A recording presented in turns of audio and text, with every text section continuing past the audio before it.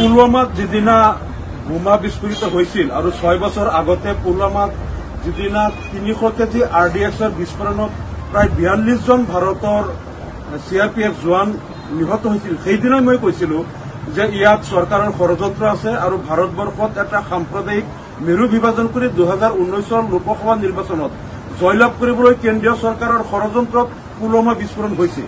আৰু সেইদিনাই মই কৈছিলো আৰু নিৰপেক্ষ তদন্ত বিচাৰিছিলো, কিন্তু দেখা গ'ল যে এই 6 বছৰত কেন্দ্ৰীয় চৰকাৰে পুলৱামাত হত্যাকাণ্ডৰ তেওঁলোকে তদন্ত নকৰিলে।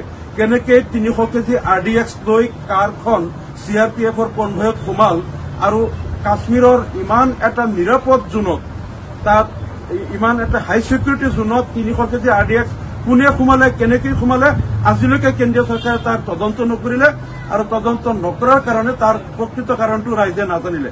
আৰু কালি যিটো পেহেলগামত যিটো তাত গুলীবৰ্ষণৰ যিটো ঘটনা হ'ল, ইয়াত সমগ্ৰ ভাৰতত বিজেপিয়ে প্ৰচাৰ কৰি আছে যে তাত সন্ত্ৰাসবাদীয়ে তেওঁলোকক নাম সুধি সুধি যদি হিন্দু হয় তেওঁলোকক গুলিয়াইছে, মুছলিম হলে গুলিওৱা নাই। কিন্তু তাৰ যিসকল ভুক্তভোগী তেওঁলোকে আকৌ যিটো বক্তব্য দিছে, ইয়াত কোনো কাকো নাম সোধা নাই, আন্ধাৰৰ পৰা তেওঁলোকে গোপনে গুলীবৰ্ষণ কৰিছে। আমাৰ সন্দেহ পুলৱামাত যিটো চক্ৰই 300 কেজি RDX লৈ সেইদিনা বোমা বিস্ফোৰণ কৰি 42 জন CRPF জোৱানক শ্বহীদ কৰিছিল, কালিৰ ঘটনাটো সেই চক্ৰটোৱে কৰিছে।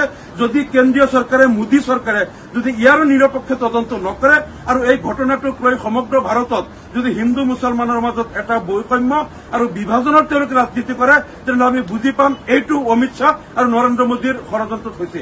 আমি আকৌ দাবী কৰিছো, পুলৱামাৰ যিদিনা বোমা বিস্ফোৰণ হৈছিল সেইদিনা আমি যেনেকৈ কৈছিলো ইয়াৰ নিৰপেক্ষ তদন্ত লাগে, আজিও আমি কৈছো পেহেলগামৰ এই ঘটনাৰ তদন্ত লাগে। যদি এই তদন্ত নকৰে আমি বুজি পাম অমিত শ্বাহ আৰু মোদীয়ে যিটো চক্ৰান্ত কৰি পুলৱামাত আগতে RDX বিস্ফোৰণ কৰিছিল, কালিও পেহেলগামৰ হত্যাকাণ্ডটো তেওঁলোকে কৰিছে বুলি আমি বুজি পাবলৈ বাধ্য হ'ম।